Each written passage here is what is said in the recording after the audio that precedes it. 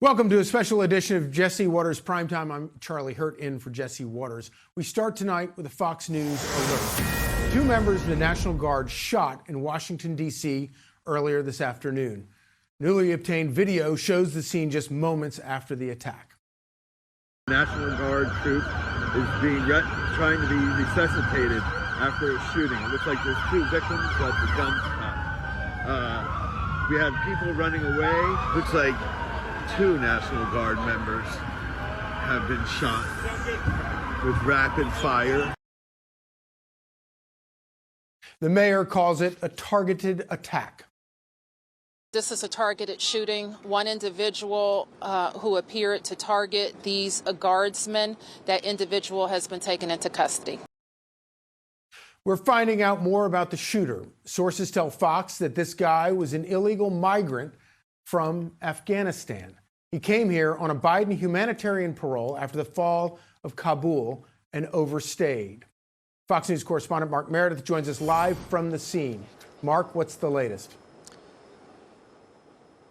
Charlie, good evening to you. A pretty horrific day here in the nation's capital. The attack happened just about 3 blocks behind me. You can still see investigators are there trying to piece together what happened. There's many different tracks to the story. Let's get you the latest. The first being investigators are looking into the immigration status of the suspect, who we're told is a 29-year-old man from Afghanistan originally and appears to have entered the United States back in 2021. We're still trying to piece together if he was facing any deportation or if he was going to be staying in the country, what may have prompted this attack, if it had anything to do with his immigration status or not. We also are trying to get more information about his condition. One source telling Fox that the suspect had been shot multiple times on his body. Investigators earlier today said that they had exchanged fire with the suspect, that they had shot him, but we've been trying to get a better understanding of how bad his injuries are, if he'll be able to cooperate with investigators, tell them what he knows, if he would do that at this point. And the question will be whether or not he'll face, what kind of charges he shall face. Sources are telling us they are investigating this as a potential act of terrorism, but no final determination has been made yet. Also, Charlie, we're learning some really horrific details about how this attack was carried out. Let me take you back to 2:15 this afternoon outside of the Farragut West Metro Station, which is just 2-3 blocks away from the White House on the north end of the White House. If you watch TV, you see the helicopter leading up and down the White House. That's the south side.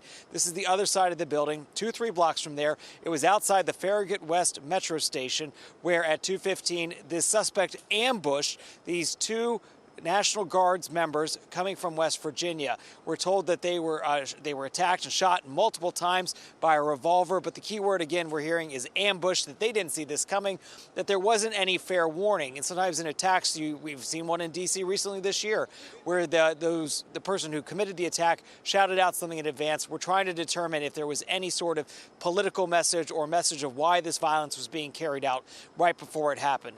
There's also been a lot of questions about the condition of the National Guard's men who were out here. And the reason there's been some confusion is because of a statement that came from the governor, the commander-in-chief of West Virginia, earlier today, who said that they had died, and then he retracted that statement. There is, of course, as you know, Charlie, in the breaking news and a tragedy like this, there's a lot of confusion, but we haven't gotten an update on their condition. But because of the details of the attack, how it was carried out, how vicious it was, these injuries are thought to be extremely critical, not something that you could just easily walk away from. We've seen some video outside of one of the hospitals here in D.C. with National Guards members appearing to be praying for their colleague, their friend. But in terms of any updates on how they are this evening, we just don't have that information.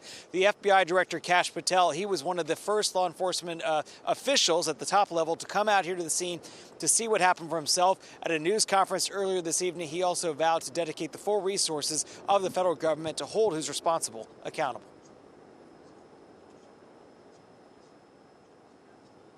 So, Mark, can you tell us any more about, in terms of, we understand that there was an exchange of gunfire. Can you tell us any more about whether it was other National Guard that fired back, or whether it was other officers with different, from different entities that fired back? Great question. So we know in any time that any law enforcement officer, whether it be the National Guard or local police, are injured or attacked, it's all hands on deck. You see the blue rush to the scene. Our understanding, it was another National Guards member who returned to stop this attack, to get this attacker in custody. But I would imagine, given how much law enforcement is out here, how quickly police would have been able to respond, that it was multiple people trying to subdue the suspect from the where this happened. It was at ground level, so it was right outside of this metro entrance. But there were a ton of high-rise buildings that were overlooking where this happened. So because of that, and if you've been on social media tonight, odds are you may have seen some of those pictures. They're horrific, I'll tell you that. You get a sense of where this took place, but also the extreme sense of the violence. So many gunshots, glass shattered everywhere, Charlie. Mark, thank you for this thorough report. I know you'll keep us updated. The FBI is now taking over the case. Kash Patel was on the scene earlier today. Since this is an assault on a federal law enforcement officer, this will be treated at the federal level as an assault on a federal law enforcement officer. The FBI will lead out on that mission with our interagency partners. And this just in, the FBI is investigating this as an act of terrorism. President Trump says this animal will pay a very steep price. Secretary of War Pete Hegseth, meanwhile, announced the president is mobilizing more troops into the Capitol. The shooter shot in a cowardly, dastardly act targeting the best of America, heroes willing to serve in Washington, D.C., serve for people they don't know and they've never met because they love their country and their capital and their community. It will not stand. And that's why President Trump has asked me, and I will ask the Secretary of the Army, to the National Guard, to add 500 additional troops, National Guardsmen, to Washington, D.C. This will only stiffen our resolve to ensure that we make Washington, D.C. safe and beautiful. The president was given a mandate for law and order, and these brave members of the Guard have been deployed from city to city to carry out that mandate. The men and women in uniform are heroes, coming from other states to keep our capital safe. But MSNBC, or MS Now, is still treating them like they're the villains. Of course, you know, there's so much controversy happening in the United States right now with ICE, who are also wearing uniforms and wearing masks. And so you don't know, people walking around with uniforms in an American city. There are some Americans that might object to that. And so apparently this shooting has happened. This was less than an hour after 2 guardsmen were shot. Meanwhile, CNN was inviting Russia hoaxers to say the Guard had it coming. But these are folks who've basically been thrown into a pseudo law enforcement function, most of whom don't really have law enforcement backgrounds. And that adds, I think, a real wild card element to this thing. We don't really know how those folks would respond if confronted with a violent incident on the street with an armed person. So there's a lot of variability, I think, in the platform here. And ABC, of course, is implying Trump is to blame. We've been hearing from law enforcement officials for a number of months now that some political flashpoints in the country, whether that's immigration policies by the administration, the ongoing Israel-Hamas conflict, even amid a tenuous ceasefire, those kinds of flashpoints have made people in uniform, be they military, law enforcement, government officials, people in uniform, have increasingly been targets. Trump's bringing the Guard into cities to stop crime from happening. They're not provoking crime, all while Democrats have been calling these Crime Stoppers Nazis. This is what the Nazis did in 1933. One of the first things they did in the spring of 1933 was to take over the state governments and the policing functions. It's an attack on the American people by the President of the United States. Should he be sending troops in? No. He'd like to stop the elections in 2026 or, frankly, take control of those elections. That's the thing that is absolutely abhorrent. It reminds me so much of what happened in Germany in the 1930s.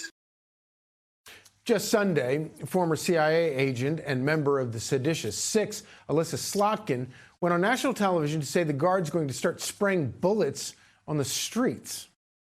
When you look at these videos coming out of places like Chicago, it makes me incredibly nervous that we're about to see people in law enforcement, people in uniform military, get nervous, get stressed, shoot at American civilians. Well, now 2 members of the Guard are critically injured with gunshot wounds. When you're calling law enforcement Nazis and telling people they're going to shoot and kill you, what do you think is going to happen? Just last month, federal agents came under fire at an ICE facility in Dallas, and now this. This is the kind of rhetoric that's going to get people hurt and killed. They're confusing their base, and wingnuts with guns are taking it as a call to action. And it's only going to get worse. The seditious six is putting a target on the backs of our military officers. They told troops to commit treason and not follow orders. And now they're saying if they keep following orders, they're going to put them on trial and treat them like Nazis. What do you think the consequences should be for people who are abiding by following these steps from the commander-in-chief when they seem to be complete overreaches of power? They're following unlawful commands from Donald Trump.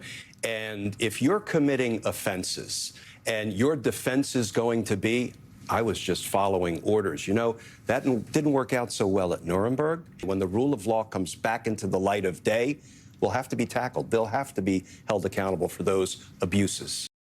Yeah, Nuremberg. Democrats are treating the people with badges who gear up every day and put their lives on the line to defend the public as the real villains, not the criminals on the streets or the illegals or the narco-terrorists. Whose side are they on? The seditious six are acting like they're the heroes. I'll tell you this, though. I'm not backing down. I mean, we